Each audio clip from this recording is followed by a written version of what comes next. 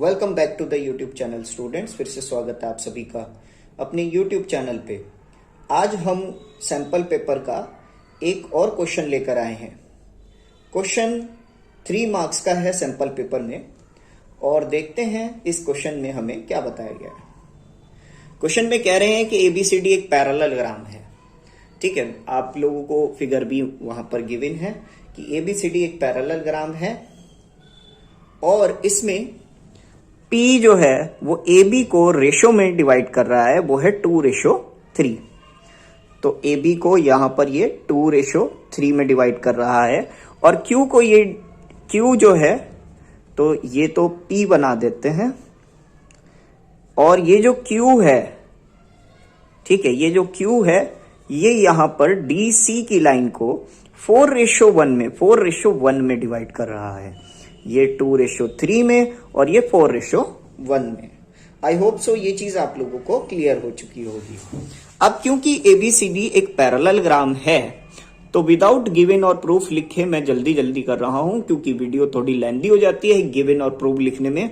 आप लोग गिवन और प्रूफ जरूर लिखना क्वेश्चन पेपर में, अगर ये क्वेश्चन आ गया आपके पास तो क्योंकि अब प्री बोर्ड भी पूरे हो चुके हैं। लेकिन जैसे कि जो बच्चे नेक्स्ट ईयर ये वीडियो देख रहे हैं 2024-25 में जो पेपर देने वाले बच्चे हैं वो लोग गिवन प्रूफ जरूर लिखना। तो देखिए क्या है इसमें। तो मैं बोलूंगा एबीसीडी जो है पैरेललोग्राम है, तो AB की लाइन CD के इक्वल होगी, जाहिर सी बात है। ठीक है, क्योंकि एबीसीडी पैरेललोग्राम है तो अपोजिट साइड्स जो होती हैं वो इक्वल होती हैं पैरेललोग्राम की। और हम लोग एक बात इससे पहले कहेंगे, let the side of parallelogram will be A। ठीक है, अब क्योंकि हमें ये बोला गया है कि हमें प्रूफ करना है OC जो है is half of OA। OC जो लाइन है ये OC हाफ ऑफ OA का आधा है। तो ये आपको सोच रहे होंगे कि पता नहीं क्या पूछा है। हाफ का मतलब कि OC अगर 1 है तो ये इसका डबल होना चाहिए। तो हमने इसको ऐसे मान लिया कि ये A के इक्वल है। फिलहाल तो हमने ऐसे मान लिया कि AB और CD दोनों A के इक्वल हैं। आगे हम लोग ये कह सकते हैं, सर इसका मतलब ये हो गया कि हमारी जो लाइन AP है वो 2/5 A बोली जा सकती है, क्योंकि 2 + 3 5 होता है भाई, 4 + 1 ये भी 5 होता है भाई, 2 + 3 क्योंकि रेशो में दे रखा है ये भी 5 होता है, और 4 + 1 ये भी 5 होता है। तो AP की लाइन को मैं ऐसे लिख सकता हूं, और वहीं BP की लाइन को 3/5 लिख सकता हूं। उसी तरीके से A, ठीक है, इस लाइन का थर्ड पार्ट और पूरा का पूरा ये। उसके बाद मैं इसी तरह से DQ की लाइन को बोल सकता हूं कि ये 4/5 A होगा, और CQ की लाइन को बोल सकता हूं ये 1/5 A होगा। अगर यहां तक आप लोगों को क्लियर हो चुकी है बात, तो आई होप सो ये काम आपका होने वाला है।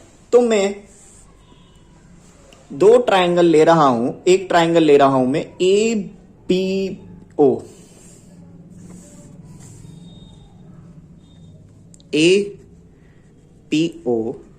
And triangle COQ।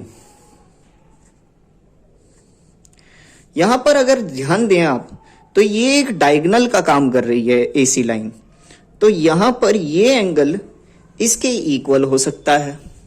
आप बोलोगे कैसे भाई, ये आपको 2 पैरेललोग्राम है, ये डायगोनल है, तो ये एंगल इसके इक्वल कैसे, Z नहीं बन रहा, ये इंटीरियर एंगल हो गया।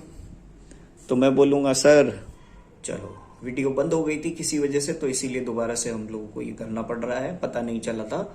तो मैं लिख देता हूं। देखिए हमने ये एंगल लिया था, एक ये, तो मैं लिखूंगा एंगल PAO इक्वल है एंगल QCO के, मैं लिखूंगा इंटीरियर एंगल। उसके बाद एंगल AOP, क्योंकि ये आपको साफ साफ नजर आ रहा होगा कि AOP और COQ कौन से हैं, मैं बोलूंगा अपोजिट एंगल है। ठीक है, अब ये हमें कौन सी सिमिलैरिटी नजर आ रही है भाई, ये वाला एंगल भी इसके इक्वल हो गया, ये अपोजिट एंगल्स हो गए, तो यहां पर कौन सी सिमिलैरिटी हमें नजर आ रही है, तो इसका मतलब ट्रायंगल AOP सिमिलर हो चुका है ट्रायंगल COQ के। और ये कौन सी सिमिलैरिटी नजर आ रही है, हमने कहा बाय एंगल वाली सिमिलैरिटी हमें साफ साफ दिख रही है।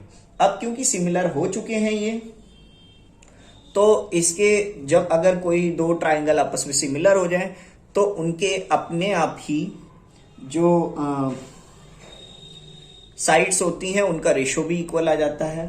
तो मैं लिखूंगा AO अपॉन CO,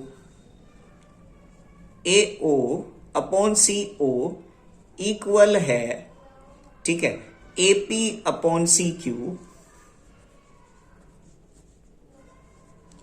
इक्वल है, ठीक है, इक्वल है OP अपॉन OQ के।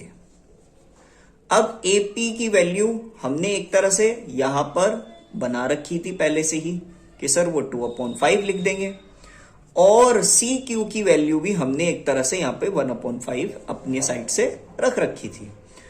तो हम लिखेंगे AP, क्योंकि AP और CO का काम हमें करना था, AO अपॉन CO का काम करना था, तो हम इसी को ही रखेंगे क्योंकि हमारी यहां पर AP 2/5A है और CO हमारी 1/5A है।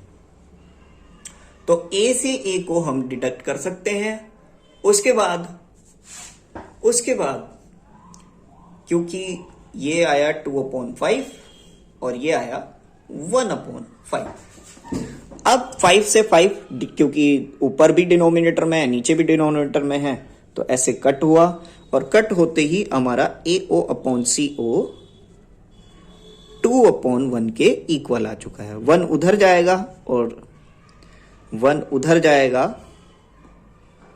ठीक है, 1 मल्टीप्लाई इधर हुआ और 2 मल्टीप्लाई CO हुआ। तो जो इन लोगों ने हमें कहा था कि AO हाफ होना चाहिए, CO हाफ है AO का, ठीक है, यहां पे जो इन्होंने बोला था कि OC is half of OA, तो वो चीज हमें यहां पर साफ साफ दिख रही है, ठीक है, OC हाफ ऑफ OA, वही बात हमें यहां पर प्रूव कर दी है। आई होप सो ये क्वेश्चन आपको क्लियर हो चुका होगा। आप लोग इसको अब नोट कर सकते हैं अपनी अपनी नोटबुक्स में बगैर किसी चिंता के, ठीक है, जल्दी कीजिए, दुरुस्त तरीके से कीजिए। Thank you very much.